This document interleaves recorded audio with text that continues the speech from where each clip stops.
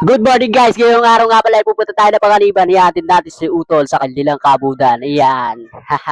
Biyak-biyak muna tayo mga pare ko. Tayo ay nagmamadali na, umagang-umaga na mga bossing. Siyempre bago nga pala tayo magsimula mga bossing, ay gusto ko lang i-flex ito bago ko sapatos sa 599 lang. Diyan mo lang mabibili sa TikTok ko. Kaya mag-order ka na. Ano pang hinihintay mo na? Ito na, kitang-kita na nga ang kapangitan ko.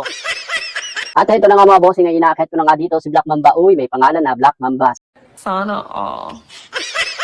Grabe naman, sobrang hirap naman ng daan dito, lalo na kapag umulan, hindi ko na nga maiakit yung motor at magtutulak ka talaga. Siyempre, bago nga tayo malis mga bossing, may magpapagas muna tayo dito sa May Hillcrest at bigyan muna natin itong paligid habang naghihintay. At pagkatapos nga namin magpagas mga bossing, ay marangkada na kami ni Utol at numahan kami dito sa may barangay ng Masalong. Shoutout sa mga taga-barangay Masalong dyan, kaway-kaway naman mga bossing. Napakaganda na nga pala ng daan dito sa may Masalong, ginawa na nga pala ito, hindi na katulad dati, lubak-lubak, napakahirap nga ning umahon dito. Grabe mga idol, napakaganda naman ng sunset, parang araw.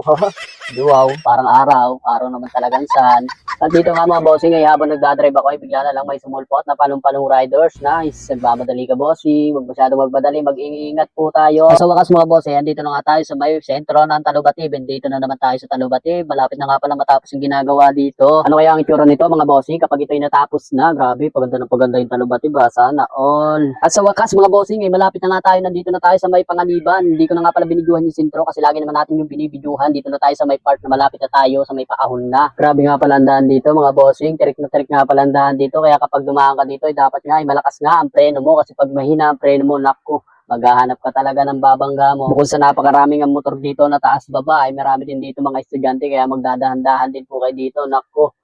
Kawawa talaga sa inyo, boss. By the way, gusto ko nga palang i-shoutout yung mga nagpapa-shoutout dito sa may Panganiban. Naku, pasensya na po kayo, wala pa po tayong sticker, wala pa po akong ibibigay sa inyo, wala pa po tayong sponsor. Paano ba to? Mahirap talagang maging mahirap mga idol, hindi tayo makatulong kahit gusto natin tumulong sa kapwa natin. Naku, kaya meta, sana makaranas na ako ng sahod para naman makapagbigay-bigay naman tayo sa ating mga followers. Naku, paano ba to? Kaya nga ang hinihiling ko mga boss, mag-i-grade na nga itong si Utol para naman makahingi-hingi tayo kahit paano ng kunting tulong para may tulong din natin at makapag-umpisa na tayo sa ating vlog. Naku, paano ba to? At sa wakas nga mga idol ay nakarating din tayo sa haba ng ahon na ihatid na natin si Utol. Papasok pa siya sa kanyang trabaho, hindi na tayo magpapahingat, kailangan natin ulit bumalik. Bago nga tayo bumalik mga idol, i-videoan muna natin itong dagat. Dito nga pala ito sa may baba, hindi nga pala ako nag-video pababa kasi nga napakahirap ng daan at wala namang video.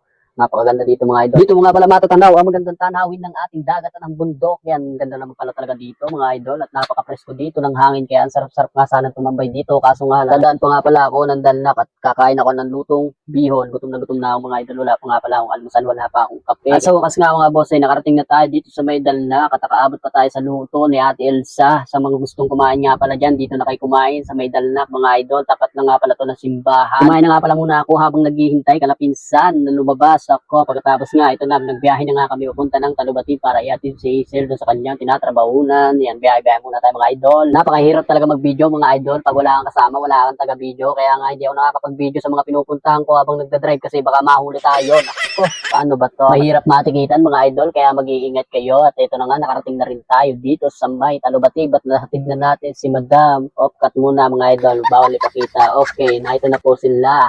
At ayan, papasok na nga siya at naihatid na at mabalik na rin kami ni Pinsan. Bago ang lahat, kaway-kaway muna dyan, madam. Yan. Okay, thank you. Let's go. Hanggang dito na nga lang pala ang video natin mga idol kasi nga bawal mag-cellphone habang nagda-drive. Nako, mahirap matikitan mga bossy. Yun lang mga idol, maraming salamat sa panonood. Nako, paano ba to?